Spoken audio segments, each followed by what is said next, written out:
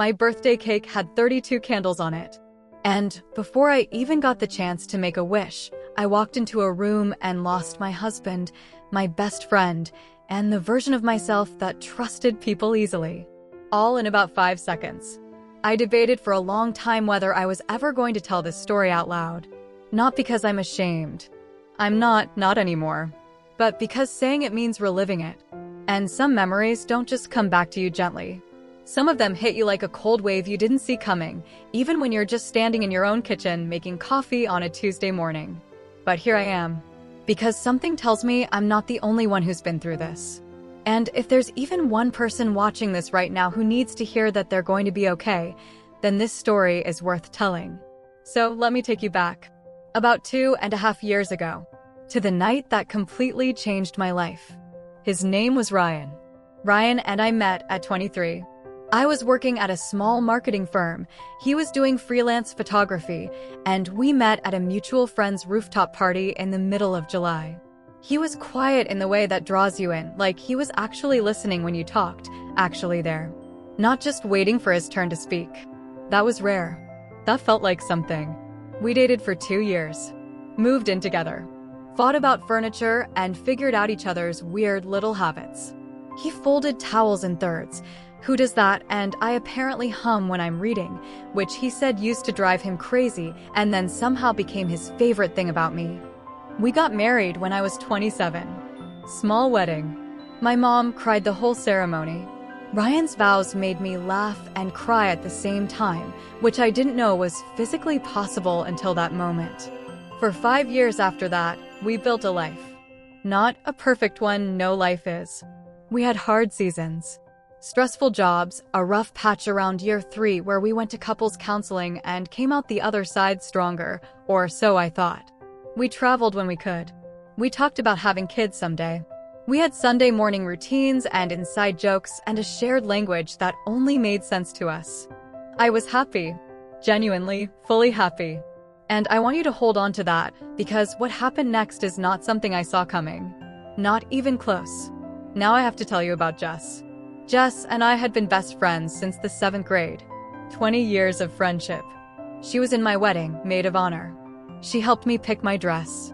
She held my hand through every hard thing life threw at me, my dad's illness, every career setback, every moment I fell apart quietly and needed someone to sit with me in it. She was not just a friend. She was a person I considered a sister. She was funny and warm, and always the loudest person in any room in the best possible way. Ryan liked her. Of course he did. She was likable. They got along naturally, easy conversation, the same taste in music, same humor.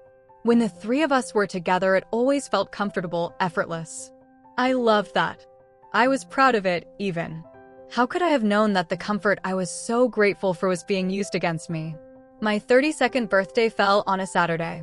Ryan had been planning it for weeks, or at least, that's what I thought was happening.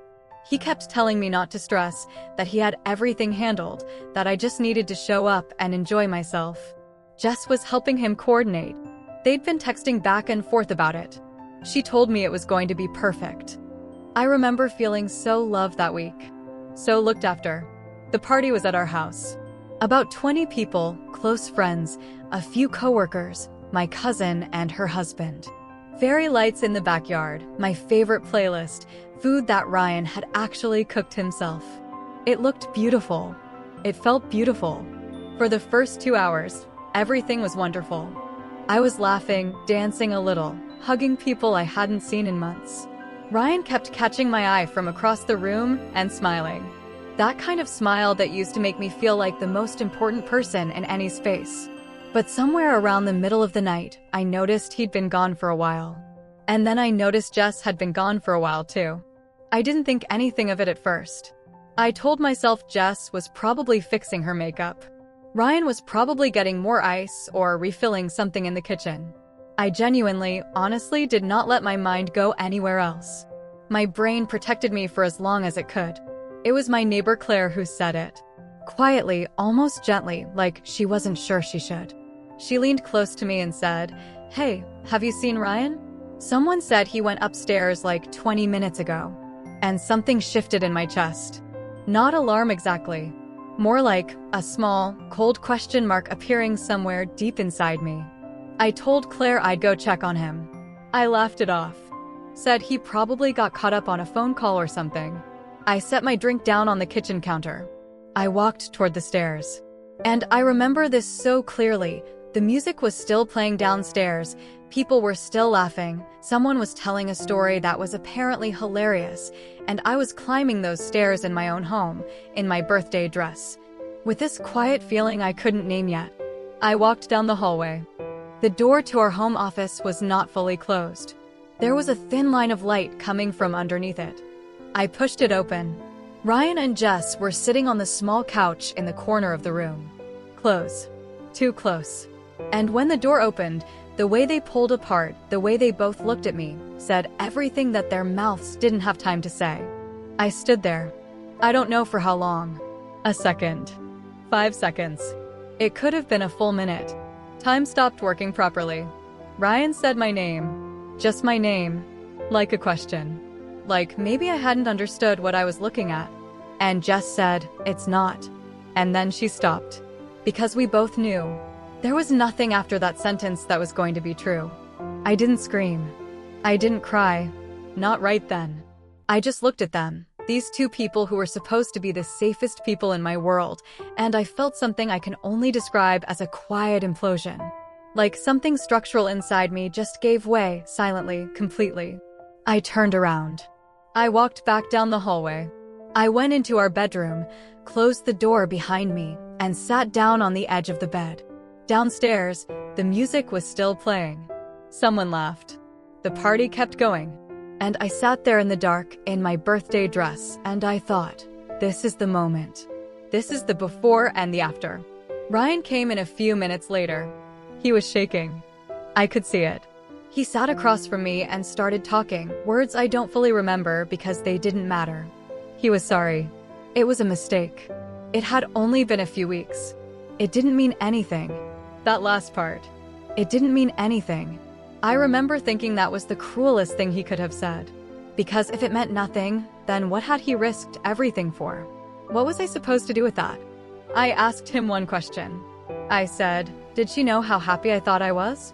He didn't answer. That was the answer. I asked everyone to leave that night. Calmly, quietly. Ryan went to stay at his brother's. I didn't call Jess. I didn't have anything to say to her that night that I would have been proud of later. I sat alone in my house, with the fairy lights still on in the backyard and half-eaten birthday cake on the kitchen counter, and I just let myself feel it. All of it. I didn't fight it or rush through it. I sat in that pain because I knew that was the only honest thing left to do. In the months that followed, a lot fell apart. The marriage ended. The friendship ended. There were lawyers and difficult conversations and days where getting out of bed felt like climbing a mountain. But here is what I want to tell you, and I mean this with everything I have. I made it through. Not around it. Through it. I learned something about myself in that season that I could not have learned any other way.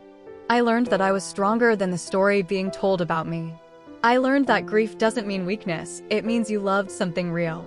And I learned that the people who stay when everything falls apart, those are your real people. Hold on to them. Ryan and I are divorced. Jess and I haven't spoken since that night. And I rebuilt. Slowly, imperfectly, one ordinary day at a time. My 32nd birthday broke something in me. But it also, eventually, showed me exactly who I was without anyone else's version of me getting in the way. And that woman? She's okay. She's more than okay. If you've made it this far, thank you for listening. This wasn't easy to share.